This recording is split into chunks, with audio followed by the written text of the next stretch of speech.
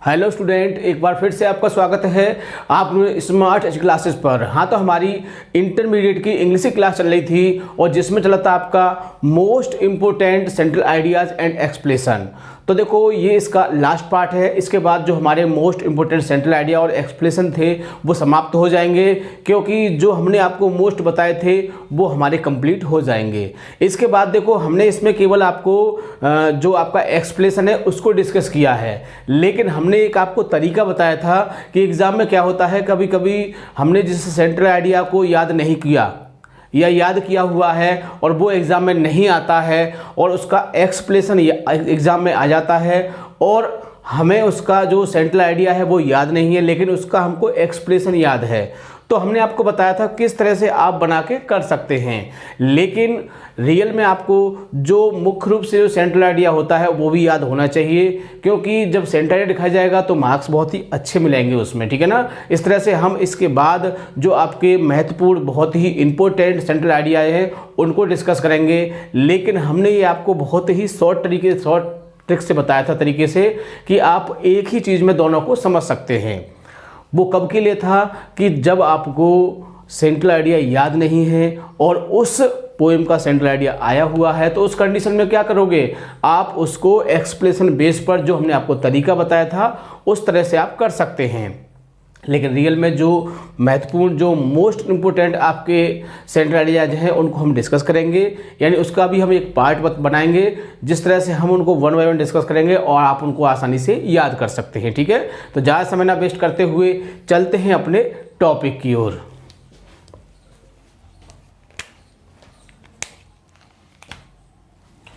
Class 12th English, यानी कि 12th class की इंग्लिश की क्लास चल रही थी और जिसमें चला था हमारा most important central idea and explanation.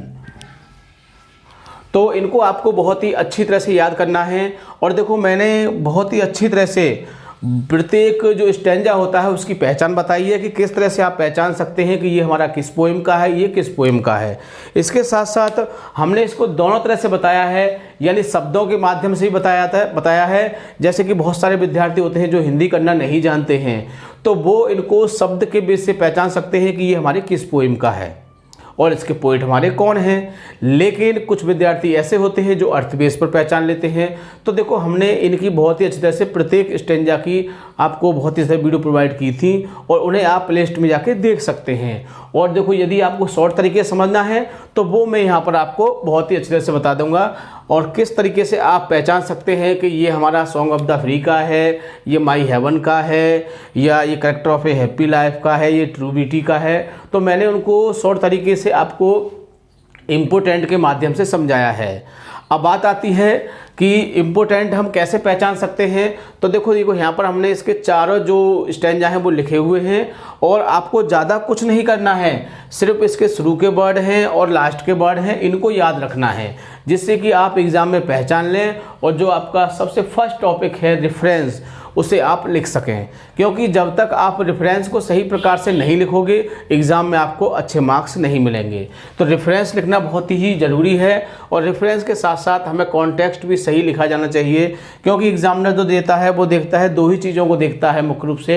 Explanation की तो वो कंडीशन को देखता है, कितना लिखा है, कैसे लिखा है, बट रेफरेंस और कॉन्टेक्स्ट वो पढ़ लेता है, ठीक है। इस तरह से बहुत ही आसानी से इसको आप समझना है, क्योंकि जो प्रोज का जो मैटर होता है वो तो आप उसके पैसेज के बेस पर कर सकते हैं लेकिन जो पोइट्री का होता है 4 लाइन होती हैं। 4 लाइन में कैसे बनाओगे, कैसे सेंटेंस मेंटेन करोगे, किस तरह से थिंक करोगे, तो इस तरह से इसको समझना बहुत ज़रूरी है, उसको लिखना भी बहुत ज़रूरी है। क्योंकि पता है कि ये आपके एग्ज़ाम में 10 मार्क्स का आता है। कितने नंबर का आता है? 10 नंबर का आता है और 7 नंबर का वो सेंट्रल आइडिया आता है। इस तरह से ये 17 नंबर का हम टॉपिक आपको डिस्कस करेंगे आज की वीडियो में, इसलिए बहुत ही अच्छी तरह से इसको आपको समझना है। क्योंकि एक बार को ऐसा होता है कि जो आपने सेंट्रल आइडिया याद की है वो नहीं आता है एग्जाम में, उस समय क्या करोगे, आप क्वेश्चन आपको छोड़ना है, नहीं छोड़ना है, बट आपको उसका एक्सप्लेनेशन याद है, यानी सपोज करें the song of the free का आपने एक्सप्लेनेशन याद किया और आपने इसका जो सेंट्रल आइडिया वो नहीं याद किया, बट एग्जाम में इसका सेंट्रल आइडिया आ गया, तो क्या करोगे?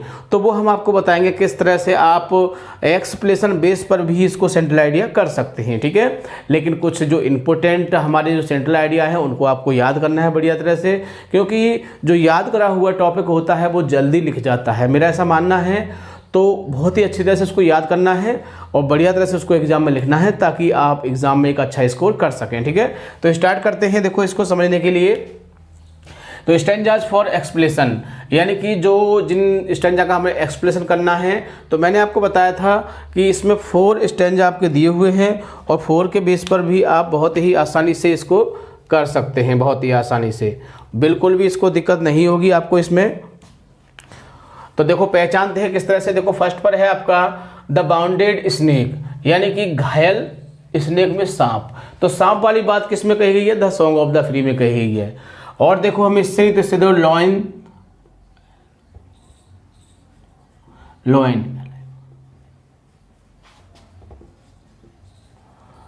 शेयर है ना, इस तरह से। देखो लॉइन वाली बात जो कही गई है वो भी हमारी किस में कही गई है? वो भी हमारी इसी में कही गई है। इसके बाद दूसरा है द क्लाउड पुट्स, तो बादलों वाली जो बात आती है वो भी इसमें हम इससे पहचान लेंगे, या फिर देयर विथ से आप देयर बेस्ट से पहचान सकते हैं इसको। लेट आइज, आइज वाली बात या तो देखो आपकी जो आपका सेकंड चैप्टर है ट्रू ब्यूटी उसमें कही गई है, लिप्स आइज है ना, इस तरह से उसमें। और आपके इसमें भी एक आइज वाला आ जाता है, तो आप इसको ये मत समझना कि ये ट्रू ब्यूटी का होगा। तो आइज ग्रो डिम, तो यहाँ तक याद रखना है कि आंखों की रोशनी कम हो सकती है। ब्लॉक द वे, आगे है एंड नेचर, तो इस नेचर वर्ड से याद रखना है आपको कि ये हमारा किसका है? The song of the free का है। और देखो उसमें लास्ट में एक वर्ड आएगा आपका march, on and on, march on and on. तो इस तरह से हम इसको पहचान सकते हैं कि ये हमारे किसके हैं? The song of the free के हैं। तो जब पहचानने के बाद जो सब आप टॉपिक लिखोगे उसके बाद जो टॉपिक होगा वो होगा आपका रेफरेंस, यानी जिसको हिंदी में बोलते हैं हम संदर्भ। तो अच्छी तरह से याद रखना है इसको।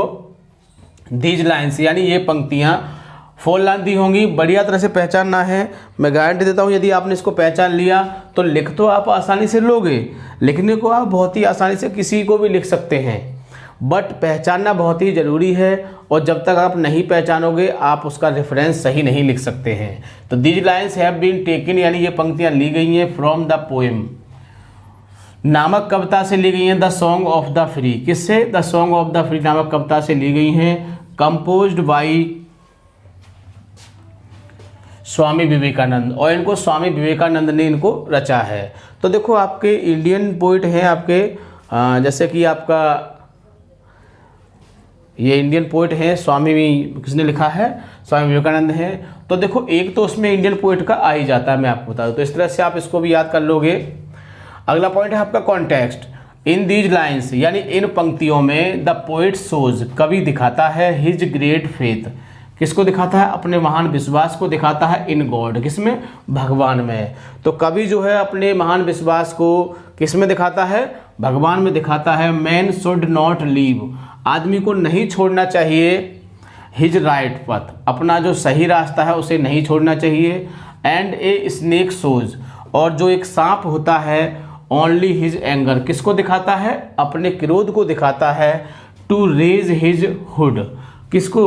अपना जो फन उठाकर, अपना जो फन उठाता है तो उससे क्या निश्चित होता है? उससे निश्चित होता है कि जो सांप जो है वो गुस्से में है, ठीक है ना।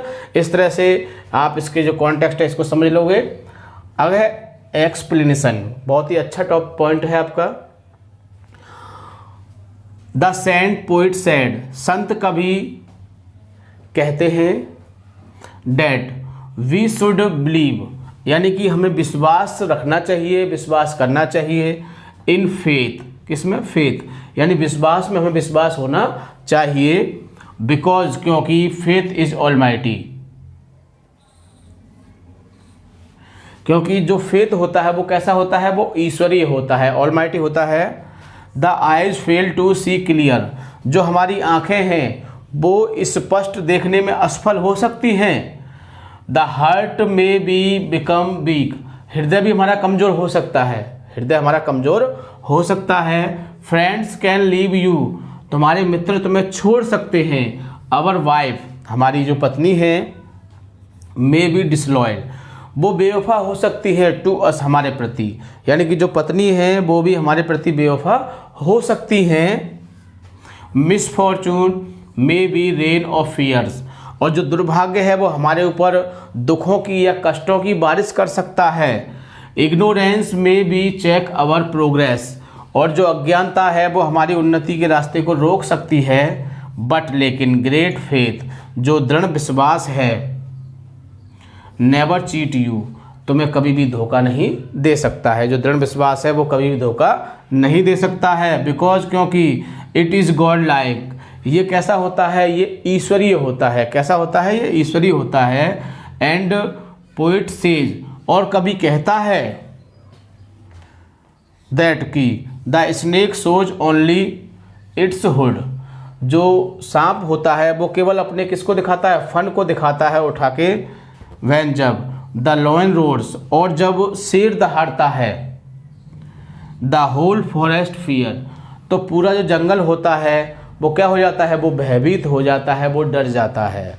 तो ये बातें इसमें बताई गई हैं, इसलिए इन बातों को अच्छी तरह से याद रखना है, और हो सकता है कि सन 2021 में आपको देखने को मिले, इसलिए आप इसे बहुत ही अच्छी तरह से, बढ़िया तरह से लर्न करोगे। और देखो, हमने आपको बताया था कि ये 4 in 1, यानी कि एग्ज़ाम में इसमें से कोई सा भी आता है आपको यही लिखना है।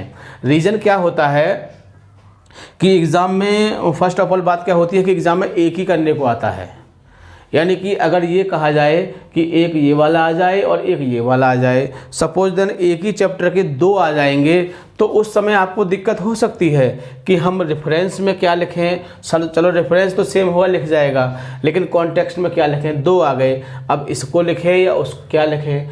लेकिन एग्ज़ाम में आपका एक ही आता है, इसलिए आपको एक ही लिखना है। तो ऐसी कोई समस्या नहीं आएगी, दिक्कत नहीं आएगी जिससे कि कोई ये कहे कि तुमने यही बात तुमने इसमें लिख दी और वही बात तुमने इसमें लिख दी। ऐसा कोई कहने वाला नहीं है। रीज़न, क्योंकि एग्ज़ाम में केवल एक चैप्टर, एक पोइम से एक ही आता है ना। अगर एक पोइम से 2 आ जाते तो समस्या खड़ी हो जाती। रीज़न कि अब 2 आ गए तो हमने चलो एक में तो ये लिख दिया, अब दूसरे में क्या लिखें, तो ऐसी दिक्कत आ सकती है। लेकिन एग्ज़ाम में एक ही आता है और एक ही करना है, ऐसी कोई समस्या नहीं आएगी। एग्जामिनर सिर्फ ये देखता है कि बच्चे ने क्या लिखा है, कैसा लिखा है, पोइम से संबंधित लिखा है या पोइम से अलग लिखा है, वो उन चीज़ों को देखता है। सपोज देन ट्रू ब्यूटी का दिया हुआ है और आप ऑरेंज ब्लाइंडनेस का लिख रहे हैं तो गलत होगा। सॉन्ग ऑफ द फ्री के बारे में पूछा है और आप माई हेवन के बारे में लिख रहे हैं तो गलत होगा। तो इस बात को आपको ध्यान रखना है, जिस पोइम का लिखना है उसी से संबंधित लिखोगे तो आपका रॉन्ग नहीं हो सकता है, ठीक है। इसलिए आप इसे बहुत ही अच्छी तरह से याद करोगे। हो सकता है कि सन 2021 में आपको देखने को मिले। बढ़िया तरह से याद करना है, बहुत ही अच्छी तरह से। अब बात आ जाती है, ये रही बात आपकी 10 नंबर की। किसकी? 10 नंबर की। यानी 10 नंबर का टॉपिक आपने समझ लिया, अब 7 का समझ लीजिए। तो मैंने आपको बताया था कि क्या होता है। अब आपने इसका एक्सप्लेनेशन याद कर लिया, सेंट्रल आइडिया याद नहीं किया, लेकिन क्या हुआ, अब उसमें एग्जाम में सेंट्रल आइडिया आ गया तो क्या करोगे, अब क्या हो, छोड़ना पड़ेगा। बट ऐसा नहीं करना है। क्या करना है आपको, हमने एक तरीका बताया था, जैसे कि यहाँ पर लिखा हुआ है इन दीज लाइन्स। क्या लिखा हुआ है? इन दीज लाइन लिखा हुआ है, तो इन रहेगा और दीज को कर दोगे आप दिस और लाइन को कर दोगे आप पोइम, तो क्या हो जाएगा इन दिस पोइम। यानी कि अब तक जो कहानी चल रही थी वो लाइनों के बारे में चल रही थी, क्योंकि जो सेंट्रल आइडिया जो होता है वो पोइम के बारे में होता है और जो एक्सप्लेनेशन होता है वो कुछ लाइनों का होता है। अब इन दिस पोइम, इस कविता में the poet shows his great faith in God, man should not be leave his right पथ। पूरा जैसे कि तैसा यहाँ तक आपको, यानी कि कॉन्टेक्स्ट भी शामिल हो जाएगा, एक्सप्लेनेशन भी शामिल हो जाएगा और यहाँ तक आप इसको लिखोगे। बात समझ गए होंगे। मैं गारंटी देता हूँ कि वो 7 तो आपको नहीं देगा, आप बिल्कुल एज इट जैसे कि आप बुक में लिखा हुआ है वैसे कि वैसा छाप दोगे तो भी आपको वो 7 नंबर पूरे नहीं देगा, लेकिन 6 या 6.5 आपको ज़रूर मिल जाएंगे इसमें बढ़िया तरह से। यानी 6 नंबर आपको पक्के मिल जाएंगे और इसमें भी 10 नहीं मिलते, इसमें भी 9 मिल जाएंगे, तो 9 और 6 कितने हो गए, 9 6 15 नंबर, यानी कहा जाए तो 15 नंबर आपके कहीं नहीं गए। इसलिए इस क्वेश्चन को आपको बहुत ही अच्छी तरह से याद रखना है ताकि आप इसे एग्जाम में लिख सकें। और मेरी बात को याद रखना है कि यदि याद करा हुआ आपका सेंटर आइडिया न फंसे तो आप एक्सप्रेशन में से इस तरह से बना के इसको कर देना, पूरे मार्क्स मिलेंगे, इस बात की हमारी गारंटी है। ठीक है, सबसे खास बात वीडियो को पूरा देखना है और वीडियो को बिल्कुल भी स्किप नहीं करना है कि हो सकता है कि बहुत सी महत्वपूर्ण बिंदु आपसे छूट जाएं। और सबसे खास बात, वीडियो को लाइक या शेयर करना नहीं भूलना है ताकि और भी विद्यार्थी इसे समझ सकें और एग्जाम में एक अच्छा स्कोर कर सकें। ठीक है, थैंक यू, जय हिंद, जय भारत।